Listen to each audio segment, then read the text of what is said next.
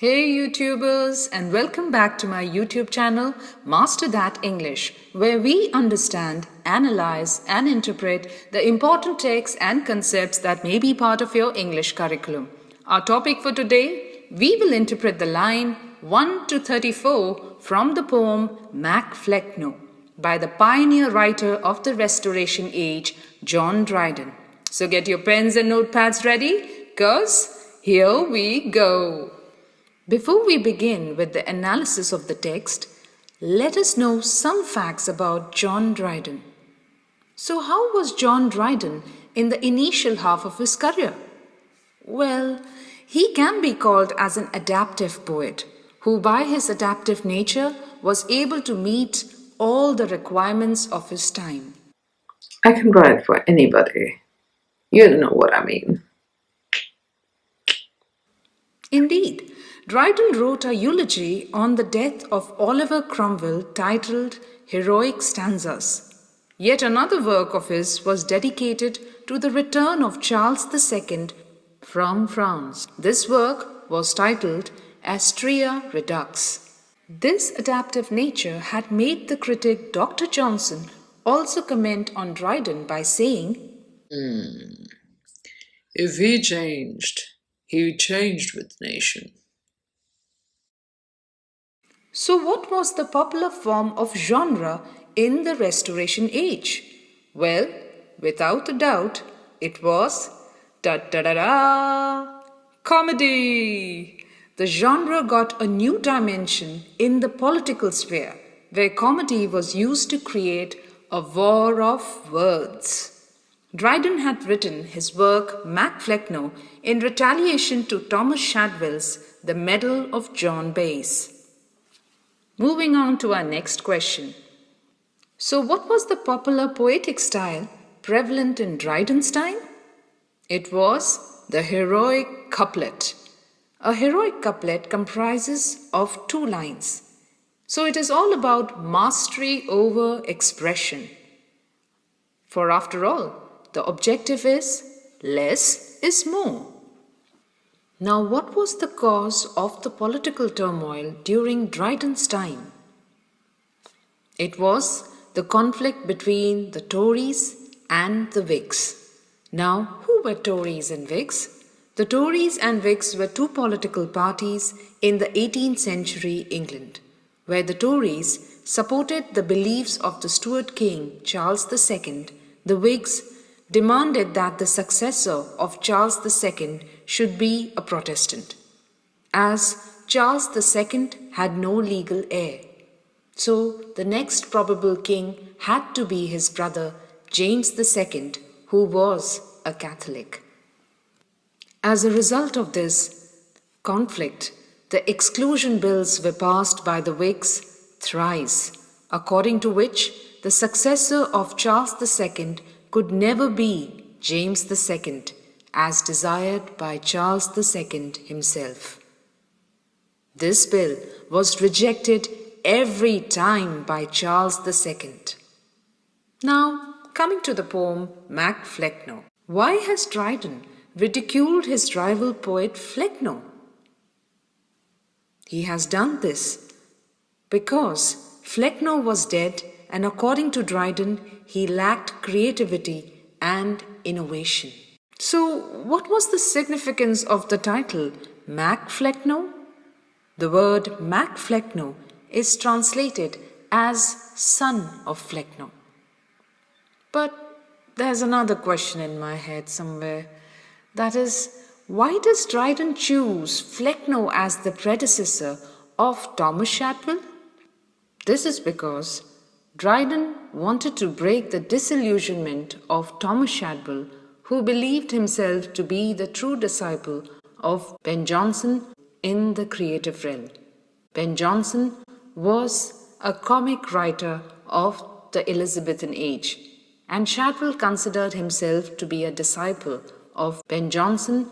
So this is all about breaking off that disillusionment. Now, what is the subtitle of the poem Mac Flecknoe? The subtitle is A Satire upon the True Blue Protestant Poet T.S. This T.S.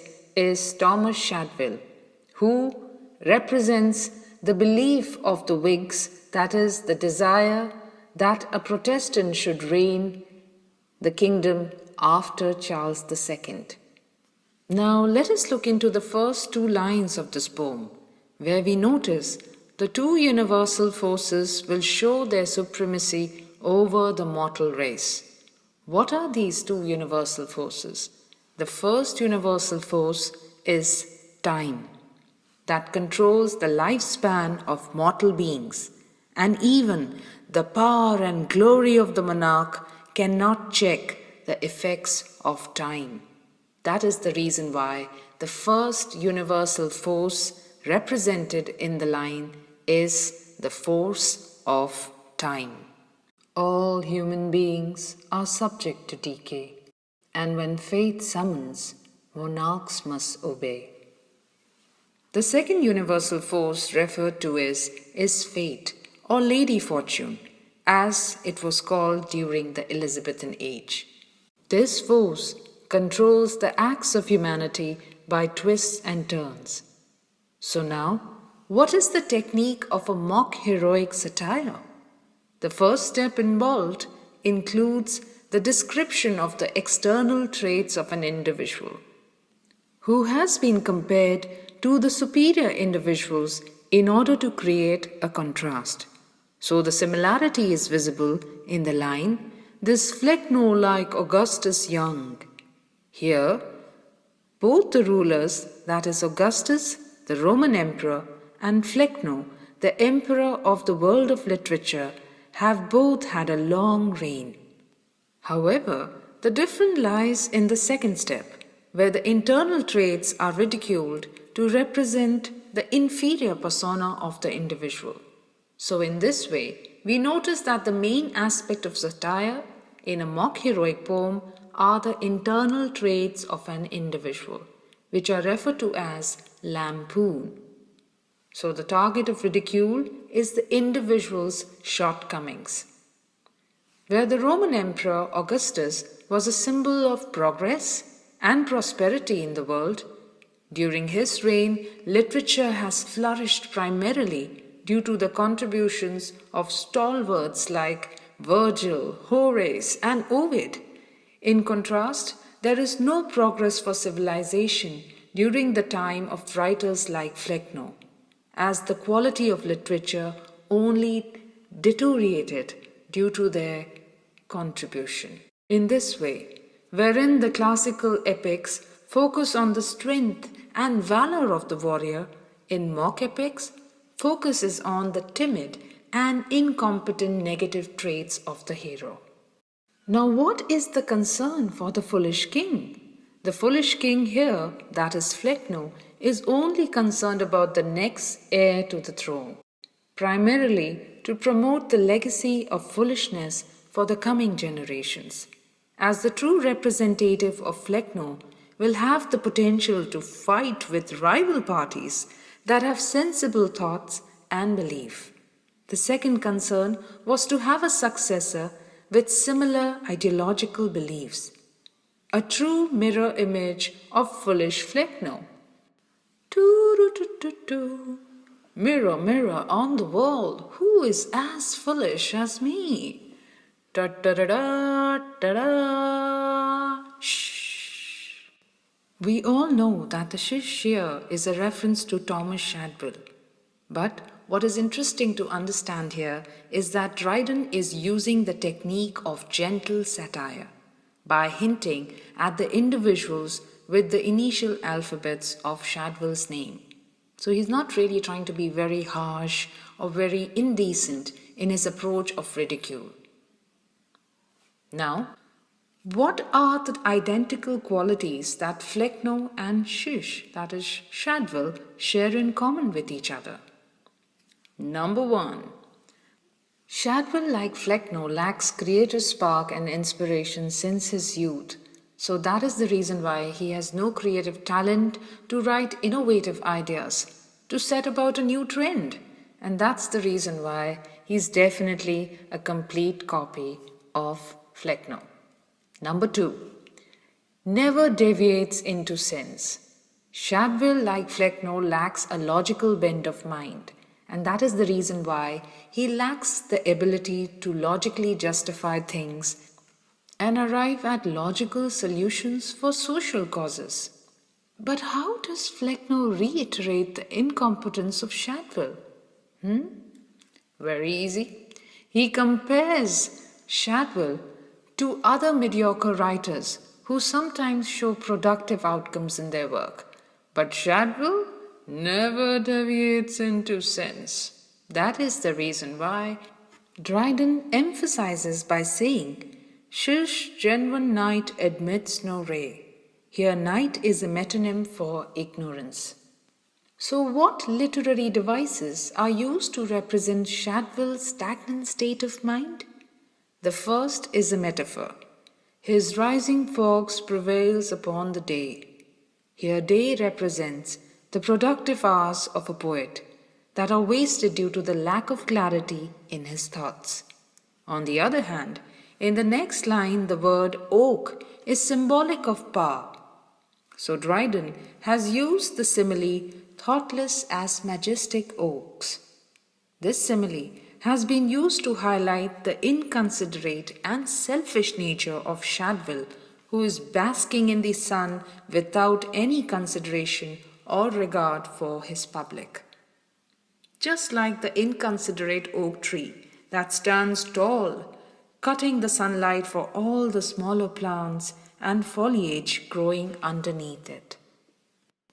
Now, in what context does Dryden make a reference to the goodly fabric?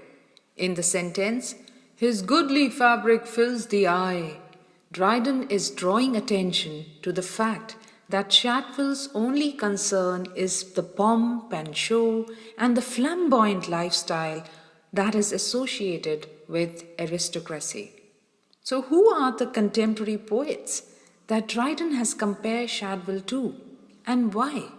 Those poets are Thomas Heywood and James Shirley, who are known for their tautology, that is, the act of creating repetitive and unproductive ideas similar to that of Shadwell. But wait a minute, why does Dryden refer to himself as a dunce? Who would do that? But hey, there has to be a reason why Dryden is doing so. This is because dunce has been used for an ironic purpose. As Dryden wishes to highlight his superiority in knowledge and creativity over inferior writers like Shadwell. But why does Dryden need to announce the arrival of Shadwell to the world?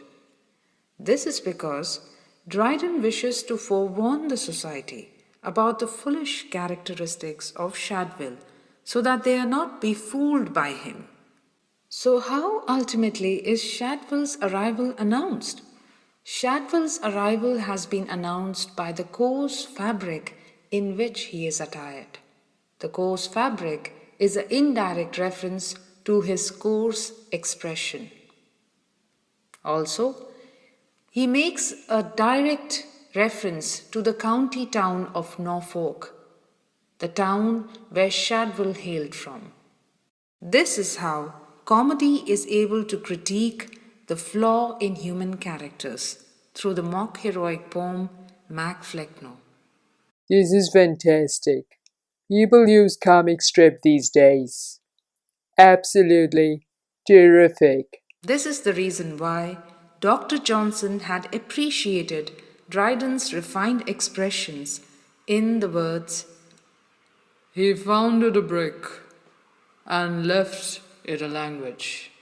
And pray, how did he do that? Dryden transformed and reformed the language by making the expression precise and crisp. That's all for today, folks. I hope you enjoyed the lecture. Don't forget to hit the like button if you feel the lecture was enriching and hit that subscribe button to join the family. And last but not the least, don't forget to share. 'Cause sharing is caring. This is me, Karishma. Until we meet next time, take care.